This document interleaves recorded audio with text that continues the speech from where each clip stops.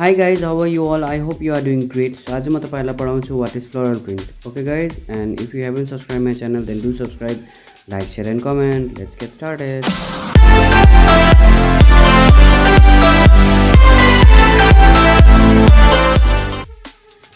Okay guys, you can see in the screen that this is the definition of floral print. Okay, so यहाँ के लेखेको छ, it is associated with any plant from depicted whether it be a flower, bird or tree. Okay guys, so यसबाट के बुझिन्छ भन्दा floral print भनेको चाहिँ यो चाहिँ कसँग एसोसिएटेड हुन्छ भन्दा लाइक फ्लावरसँग होस् अथवा कोपिला अथवा प्लान्ट अथवा पत्ता यु नो लाइक एकदम फ्लावर प्रिन्ट भएको छ तपाईले I can show you the picture also in the screen.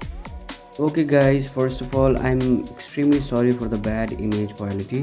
मैले कुनै यो गुगलबाट मैले डाउनलोड गरेको हैन, यो मेरो आफ्नै पिक्चर्सहरु म तपाईलाई देखाउँदै छु. सो यो अलिकति it's kind of weird and kind of bad quality of pictures, so I'm so sorry for that. Okay guys, so these are the floral print. Okay, floral print भनेको यस्तै हुन्छ, मतलब फूल कोपिला पत्तामा तपाईलाई पहिला पनि भनेको छु डिफ्रेन्ट काइन्ड्स अफ लिभ्स हैन, फ्लावर्सहरु एकदम जसमा हुन्छ त्यसलाई चाहिँ हामी फ्लावर प्रिन्ट भन्छौं. Okay, as you can see in this lehenga also, यो लेहेंगामा तपाईले हेर्न सक्नुहुन्छ it's floral print lehenga. Okay, lehenga मात्र हैन, तपाईले फ्लोरल प्रिन्ट साडी पाउनुहुन्छ, floral print kurti, bags, clutches, everything you will get in floral print. Okay, यदि तपाईले कुनै किसिमको अर्डर गर्नुभयो भने तपाईले त्यसमा पनि फ्लोरल प्रिन्ट पाउनुहुन्छ. Okay guys, so floral print भनेको चाहिँ it's associated with flower. Okay, तपाईले स्क्रिनमा देख्न सक्नुहुनेछ यसको definition. It's very easy guys. Okay, यो आफ्नो तपाईले आफ्नो मनबाट बनाएर भन्दा पनि हुन्छ अथवा तपाईले कहीँबाट पढेर भन्दा पनि हुन्छ. ओके गाइज, सो आजको video is all about this flower print. So see you guys in my next video.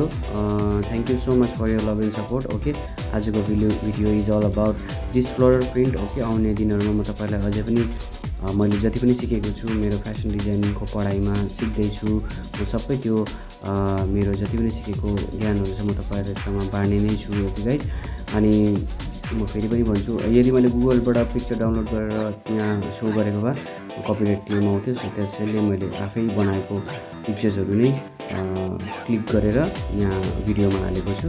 So guys, आजलाई यति नै. अब हामी भेटौँ मेरो नेक्स्ट भिडियोमा.